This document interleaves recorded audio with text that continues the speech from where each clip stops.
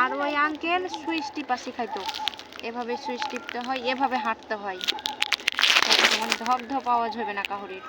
আর যার হবে তার মেসে থাকার দরকার নেই। আর তোমার জন্য আর কারো যেন ক্ষতি না হয়। না, আবার সুইচে ঘাটার ঘাটার করে আওয়াজ করবে আর রুমের ভিতরে রাইস কুকার ব্যবহার করবে সেটা পারবে না। রুমে কোনো রাইস কুকার ইউজ করা যাবে না কারেন্টের ভিতরে। কেন, মেসে তো আমাদের 5 তলাতে তো হলো খালা আছে, বুয়া রান্না করে তো দেয়। ও মেসে? হ্যাঁ। আর মেসে এটাই এই ঝামেলা। যা পাল্লিলে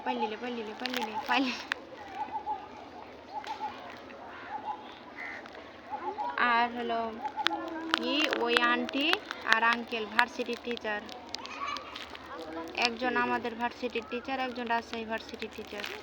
পরে ওই আঙ্কেল আমাদের ভার্সিটিতে ট্রান্সফার হয়ে গেলেন। যে টিচাররা বেশি টিচারদের সাথে বিয়ে হয়। ওই তখন কি করেছে, যে সেক্টরে থাকে ওই সেক্টরে মেয়েরা কি ওরা আন্টি কার চাইলে যায় আর আঙ্কেল পাশে বসে থাকে। কোনোদিন নিতাম না, কিন্তু দিত আপু সিনথেরা নিত, নিয়ে যেত। কিন্তু অত বড় লোক দেখেন, অহংকার নাই, মালিকের একটা আলমারি থেকে শাড়ি বের করা, মুখের কথা। ওই ফার্স্ট আমি জীবনের প্রথম ওই আন্টিকে দেখেছি, এতগুলো মেসে দেখেছি, সবাই ভালো আন্টি, কিন্তু কেউ কোনো হাত দিতে দেবে না জিনিসে। আর আমি স্যার মা যেরকম আলমারি যা ইচ্ছে নাও,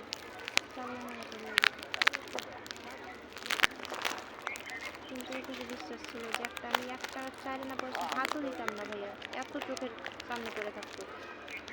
এই কয়েকদিনে একদিন 10 টাকা করেছিল, তাও আমি ভাবি রাস্তা থেকে সেদিনে যে হসপিটাল মানে কি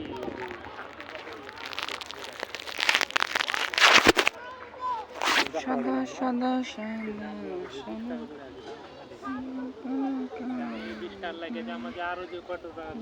না, আপনি টাকা তুলবেন, হ্যাঁ, তুলে মসজিদে দান করে দিবেন, ওই টাকাই আপনাকে 1 টাকাও বেশি দিতে হবে না। আমি তো বলে দিলাম, একটা ছেলে ছিল যে ভাই আপনার টাকা পড়েছে, টাকা নেবেন, নিয়ে মসজিদে দিয়ে দেবেন, নিয়ে তো দিতে পারবেন। ইয়ে পেয়েছে সামান্য 100 টাকা করে পেয়েছে, আমার কাছে 1 টাকাও ছিল না, খরচ করেছি।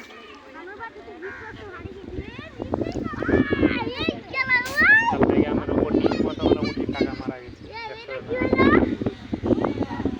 তার লাগে আমি টাকাটা হাত দিই থাকবে পরে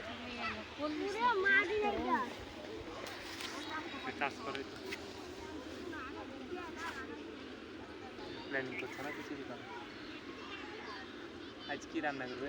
আচ্ছা, মাছ শাক এলা মানুষের ইচ্ছাকৃতভাবে চুরি করা, হ্যাঁ, আর গাছের জিনিস এলা খুবই সকল সব চাইতে তোমার ধরো যে গাছের